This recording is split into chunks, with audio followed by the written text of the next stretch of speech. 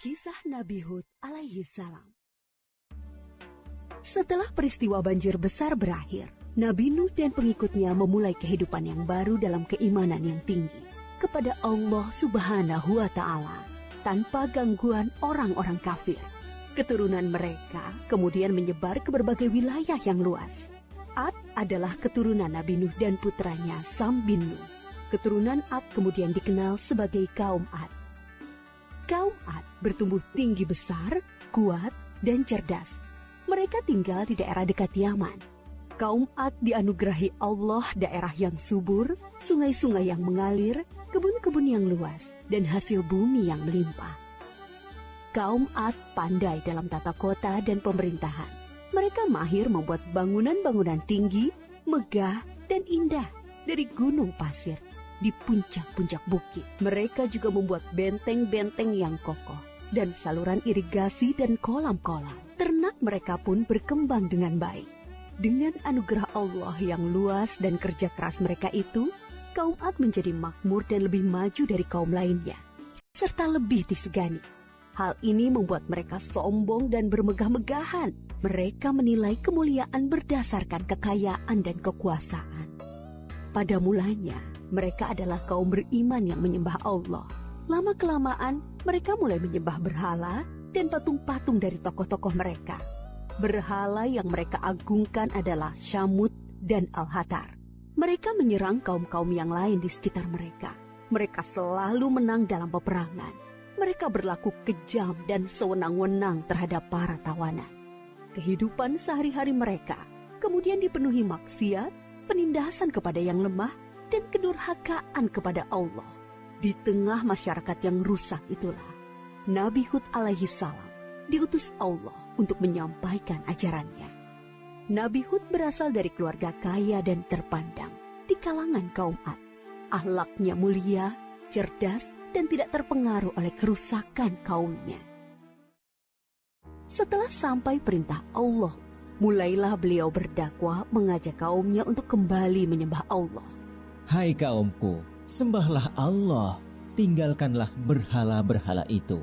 Aku tidak meminta imbalan kepadamu atas semua ini. Upahku hanyalah dari Allah.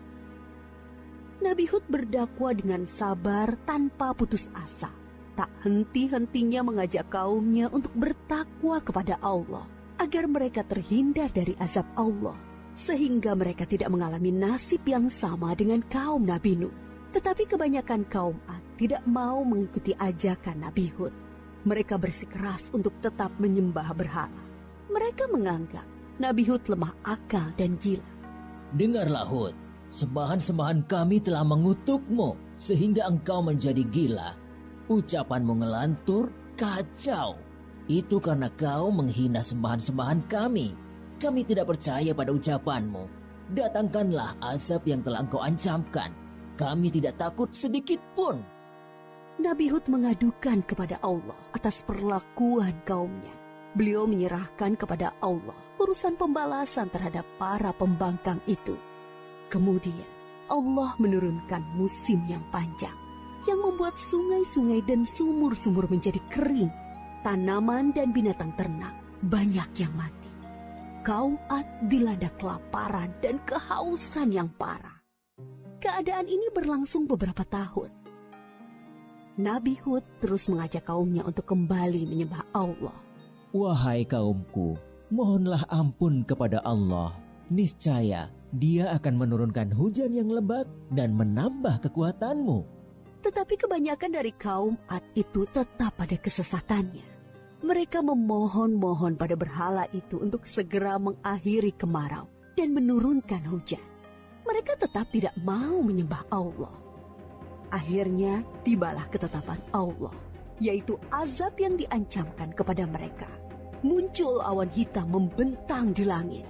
Gumpalan awan hitam itu sangat tebal dan luas. Orang-orang kafir melihat awan hitam itu sangat gembira. Mereka berlarian sorak-sorai menyongsong awan itu. Mereka mengira hujan lebat akan turun sebentar lagi. Sesembahan kita telah mengabulkan doa kita. Hujan akan turun. Kesengsaraan kita akan segera hilang. Ternyata dugaan mereka salah besar. Gumpalan awan itu adalah azab dari Allah untuk orang-orang kafir. Terdengar suara gemuruh yang menakutkan. Bertiup angin yang sangat kencang. Angin itu dingin sekali rasanya. Orang-orang yang semula berkumpul menyambut hujan menjadi panik berhamburan mencari perlindungan. Jerit tangis terdengar di mana-mana.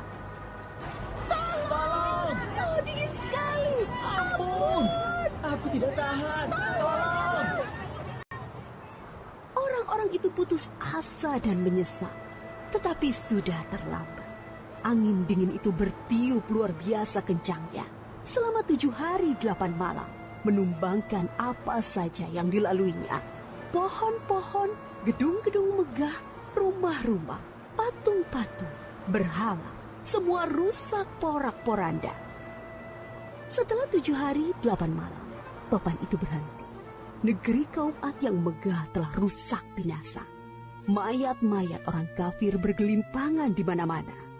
Tubuh yang tadinya gagah perkasa menjadi seperti batang pohon yang lapuk. Hanya Nabi Hud dan pengikutnya yang diselamatkan oleh Allah dari azab itu. Mereka kemudian hijrah ke Hadramaut, membangun kehidupan baru di sana.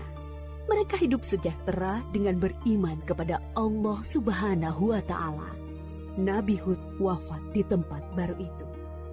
Kisah Nabi Hud mengajarkan kepada kita bahwa kekayaan, kepandaian, kekuatan tubuh yang dibangga-banggakan kaum Ad akhirnya musnah. Kesombongan dan kesesatan kaum mereka mengundang amarah Allah. Kita harus menjadi umat yang maju dan kuat, tetapi jangan meninggalkan keimanan dan ketakwaan kepada Allah. Terima kasih telah menonton video kami. Jangan lupa like, komen, dan subscribe agar kalian tidak ketinggalan informasi dari kami.